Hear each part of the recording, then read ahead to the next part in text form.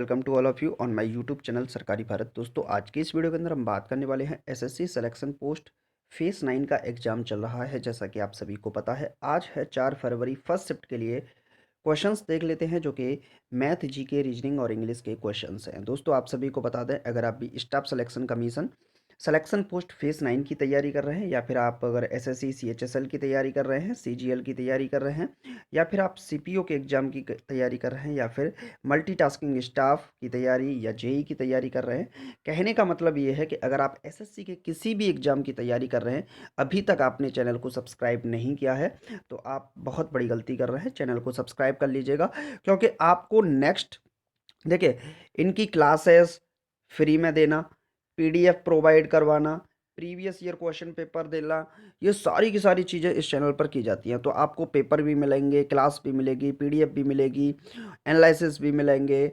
और जितनी भी एसएससी से रिलेटेड अपडेट होती हैं, नोटिफिकेशंस होते हैं, सबसे पहले आपके लिए लाए जाते हैं। तो फ्रेंड्स, भूलिए ना, चैनल को सब्सक्राइब जरूर कीजिएगा।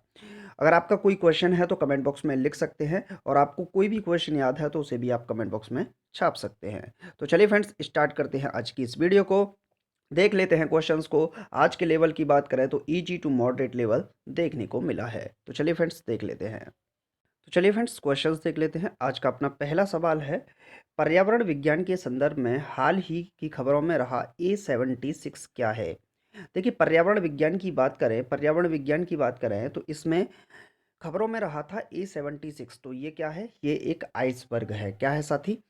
ये एक आइसबर्ग है। तो ये क्वेश्चन आपसे पूछा गया था। इस टाइप के क्वेश्चंस पूछे जा रहे हैं। चलिए फ्रेंड्स, नेक्स्ट देख लेते हैं। नेक्स्ट क्वेश्चन है रीजनिंग का। क्वेश्चन आसान है।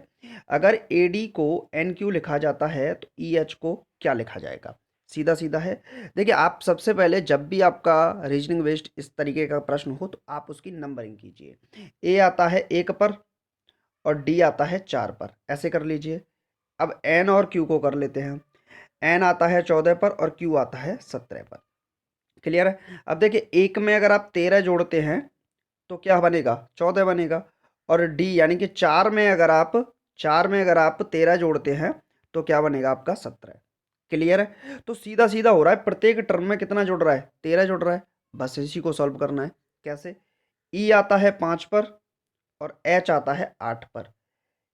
5 में 13 जोड़ेंगे तो 8 और 5, आप 13 जोड़ोगे तो 13 और 5 कितना हो जाएगा? तो 13 और 5 हो जाएगा आपका 18।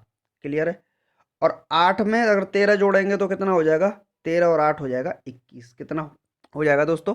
21। 18 पर क्या आता है? तो आपका जो आर आता है वो कहाँ पर आता है? 18 पर। और एस टी यू, यू आता है T20 पर, यू 21 पर।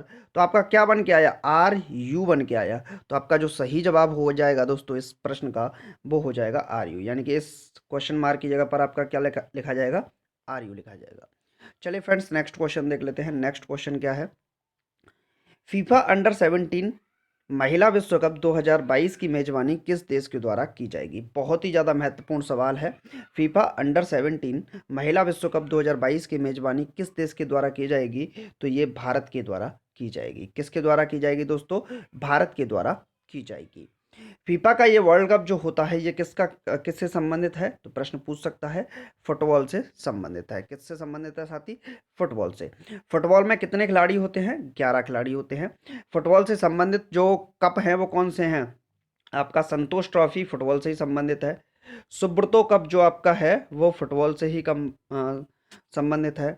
और एक है डूरंड कप। क्या है? Durand cup. ये भी किससे संबंधित है साथी? फुटबॉल से ही संबंधित है। चलिए फ्रेंड्स, नेक्स्ट क्वेश्चन देख लेते हैं। नेक्स्ट क्वेश्चन है दोस्तों, देश में वैक्सीन वितरण प्रणाली के लिए उपयोग किए जाने वाले राष्ट्रीय प्लेटफॉर्म का नाम क्या है? तो देश में वैक्सीन वितरण प्रणाली के लिए उपयोग किए जाने वाले राष्ट्रीय प्लेटफॉर्म का नाम क्या है? तो इसका नाम है कोविन।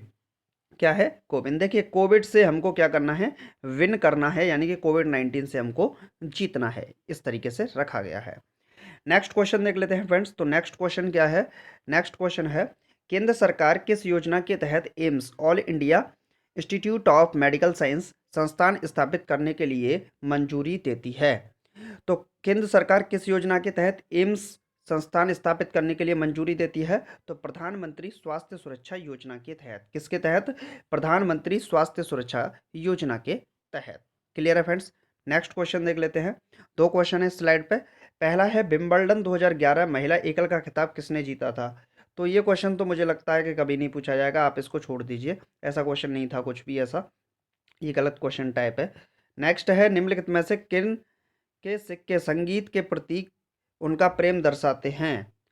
मतलब किन के जो सिक्के हैं वो संगीत के प्रति उनका प्रेम दर्शाते हैं। तो इसका सही जवाब है दोस्तों गुप्तों के। किसके? गुप्तों के। चलिए फ्रेंड्स नेक्स्ट क्वेश्चन देख लेते हैं। नेक्स्ट क्वेश्चन है, ये क्वेश्चन आपका हो गया, पेनिसिलिन का आविष्कार किसने किया था। बहुत ही ज़्यादा महत्वपूर्ण सवाल है, इंपॉर्टेंट, आप लगा लीजिए, नेक्स्ट शिफ्टों के लिए आपको मिल सकता है। Alexander Fleming. तो अलेक्जेंडर फ्लेमिंग का संबंध, अलेक्जेंडर फ्लेमिंग ने ही खोज की थी किसकी? पेनिसिलिन की। क्लियर है फ्रेंड्स। नेक्स्ट क्वेश्चन देख लेते हैं। चलिए ये भी रिपीटेड हो गया आपका। नेक्स्ट क्वेश्चन है दोस्तों आपका, पृथ्वी शिखर सम्मेलन कहाँ हुआ था। पृथ्वी शिखर सम्मेलन कहाँ हुआ था। तो इसका सही जवाब है दोस्तों 1992 में। 1992 में ब्राजील के रियो डी जेनेरियो शहर में 172 किताबों में से 178 देशों ने, किताब नहीं होगी ये, 172 देशों में से 178 देशों ने पृथ्वी सम्मेलन का आयोजन किया था। हाल ही में सन 2021 में नई दिल्ली में यह आयोजित हुआ। और बात करें 1992 में हुआ था कहाँ पर? ब्राजील के शहर रियो डी जेनेरियो। और दोस्तों ये तो आपका प्रश्न रहा, रियो डी जेनेरियो में हुआ था। अभी 2016 का जो ओलंपिक हुआ था ये भी कहाँ पर हुआ था? रियो डी जेनेरियो में हुआ था। क्लियर है फ्रेंड्स। तो पृथ्वी शिखर सम्मेलन हुआ था 1992 में इस शहर के अंदर। ब्राजील के अंदर ही क्या है? अमेजोन वर्षा वन क्षेत्र है। अमेजोन वन क्षेत्र कहाँ पर स्थित है? ब्राजील के अंदर ही स्थित है। चलिए फ्रेंड्स नेक्स्ट क्वेश्चन देख लेते हैं। नेक्स्ट क्वेश्चन है साथी, वैश्वीकरण का अर्थ क्या होता है।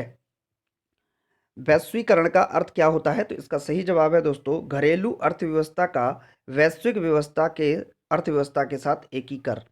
घरेलू अर्थव्यवस्था का वैश्विक अर्थव्यवस्था के साथ एकीकरण आपका क्या कहलाता है? वैश्वीकरण कहलाता है। क्लियर है फ्रेंड्स। चलिए नेक्स्ट क्वेश्चन। नेक्स्ट क्वेश्चन है दोस्तों, शिक्षा का अधिकार एक मौलिक अधिकार बन गया। देखिए शिक्षा का अधिकार, राइट टू एजुकेशन, ये जो एक्ट है ये कब आया था? ये आया था 2009 में। कब आया था? 2009 में राइट टू एजुकेशन एक्ट। और इसको जोड़ा गया था 86वें संवैधानिक संशोधन के द्वारा, राइट टू एक्ट एजुकेशन के तहत। Clear friends. एक बार इसको चेक कर लीजिएगा, 86वां ही है, एक बार चेक करना पड़ेगा ये, ठीक। और इसको लागू किया गया था 1 अप्रैल 2010 को। कब किया गया था दोस्तों? 1 अप्रैल 2010 को इसको लागू किया गया था। चलिए फ्रेंड्स नेक्स्ट क्वेश्चन देख लेते हैं। नेक्स्ट है 49 के बाद आता है 216, तो 36 के बाद क्या आएगा? आप इसको ऐसे समझिए, देखिए 7 का स्क्वायर क्या होता है? 7 का स्क्वायर होता है 49 यानी कि 49। तो 8 का स्क्वायर कितना होता है? 8 का स्क्वायर होता है ये तो नहीं बनेगा आपका, ठीक। तो 8 का स्क्वायर 64, और 8 का इसमें मल्टीपल कर दें तो 8 चौके 8, 8 चौका 32, इसको देखेंगे तो ये बनेगा आपका। चलिए फ्रेंड्स तो समझते हैं। देखिए ये जो होता है आपका 7 का स्क्वायर होता है 49, 7 का स्क्वायर, और ये जो होता है वो आपका 7 से 1 कम यानी कि 6 का क्यूब होता है। तो अगर ये 6 का स्क्वायर है 36, तो इससे पहले 6 से पहले कौन पड़ा होगा? 5। तो 5 का क्यूब, 5 का क्यूब कितना हो जाएगा? 5 ओढ़े 5 ओढ़े 5 यानी कि 125 हो जाएगा। तो आपका इस सवाल का सही जवाब क्या हो जाएगा? 125 इस सवाल का सही हो जाएगा। देखिए ऐसे दे रखा है 7 का स्क्वायर, तो ये 7 से 1 कम 6 का क्यूब, ऐसे ही 6 का स्क्वायर तो 6 से 1 कम 5 का क्यूब, और ये आपका आंसर हो जाएगा। क्लियर है फ्रेंड्स। चलिए फ्रेंड्स नेक्स्ट क्वेश्चन देख लेते हैं। शिक्षा किस सूची के अंतर्गत आती है? देखिए बात करें शिक्षा की, तो शिक्षा पहले सिर्फ किसका सूची का विषय थी? राज्य सूची का विषय थी। लेकिन अब शिक्षा को समवर्ती सूची में जोड़ दिया गया है। समवर्ती सूची का मतलब शिक्षा पर ध्यान राज्य भी देंगे और शिक्षा पर ध्यान संघ भी देगा, यानी कि केंद्र, सेंटर भी देगा। तो केंद्र और राज्य दोनों ही शिक्षा पर ध्यान देंगे, तो इसको शिक्षा को समवर्ती सूची में रखा गया है। और सूची की बात करें तो देखिए एक होती है राज्य सूची, एक होती है समवर्ती सूची, और एक होती है संघ सूची। तो राज्य सूची और संघ सूची और समवर्ती सूची किस सूची में है? ये किस अनुसूची में है? तो 7वीं अनुसूची में इनके बारे में वर्णन किया गया है। क्लियर है फ्रेंड्स। चलिए नेक्स्ट क्वेश्चन। उच्च न्यायालय के मुख्य न्यायाधीश की नियुक्ति कौन करता है? उच्च न्यायालय के मुख्य न्यायाधीश की नियुक्ति कौन करता है? तो इसका सही जवाब है दोस्तों राष्ट्रपति महोदय। उच्च न्यायालय के मुख्य न्यायाधीश की नियुक्ति राष्ट्रपति करते हैं। चलिए फ्रेंड्स नेक्स्ट क्वेश्चन देख लेते हैं। तो नेक्स्ट क्वेश्चन है साथियों, किसी वस्तु को 3500 रुपये में बेचने से एक आदमी को 30% की हानि हुई। 30% का लाभ प्राप्त करने के लिए उसे इस वस्तु में कितने में बेचना होगा? मान लीजिए कि उस वस्तु का कॉस्ट प्राइस था x रुपया, तो उससे 30% की हानि हुई। जब कॉस्ट प्राइस पे बेचा तो x का 30% पे आपने बेच दिया, तो 30% की हानि हो गई।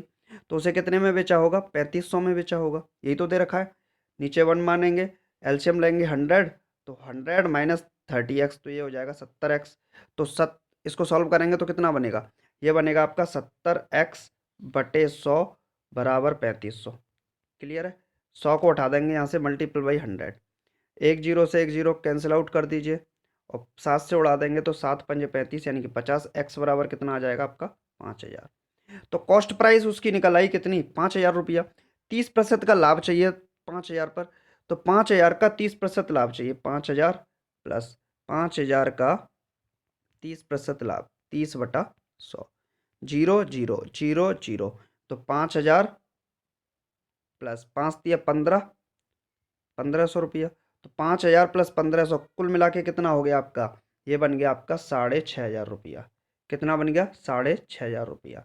और इस सवाल का सही जवाब क्या हो जाएगा आपका? 6500। तो 30% लाभ प्राप्त करने के लिए उसे कितने में बेचना होगा? 6500 रुपये में बेचना होगा। क्लियर है फ्रेंड्स? चलिए नेक्स्ट क्वेश्चन देख लेते हैं। 75 व्यक्ति 75 व्यक्ति किसी कार्य को 18 दिन में पूरा कर सकते हैं, तो बताओ 45 व्यक्ति कितने दिन में पूरा करेंगे? देखिए 75 व्यक्ति हैं, किसी कार्य को कितने दिन में? 18 दिन में। तो गुणा कर दीजिए, टोटल वर्क निकल आएगा। 45 व्यक्ति उस कार्य को कितने दिन में? तो टी समय में पूरा करेंगे। तो कैंसिल आउट कर देंगे। 9 पंजे 45, 9 दूनी 18, और 5 से काटेंगे तो कितनी बार? 15 पंजे 75, 15 का 2 से गुणा करेंगे तो कितना हो जाएगा? 30। तो 15 दूनी 30, 30 डेज में ये आपका कार्य समाप्त हो जाएगा। क्लियर है फ्रेंड्स? आपको समझ में आ गया होगा। दोस्तों आप सभी को बता दें, अगर आपको वीडियो अच्छा लगा है तो वीडियो को लाइक कीजिएगा, चैनल को सब्सक्राइब कीजिएगा। एसएससी की तैयारी करने वाला प्रत्येक स्टूडेंट इस चैनल को सब्सक्राइब जरूर करे। चैनल को सब्सक्राइब करना बिल्कुल मत भूलिएगा। तो चलिए फ्रेंड्स, मिलते हैं नेक्स्ट वीडियो में। टॉप एक्सपेक्टेड क्वेश्चंस आपको कैसे लगे कमेंट बॉक्स में जरूर बताइएगा। Thanks for watching this video.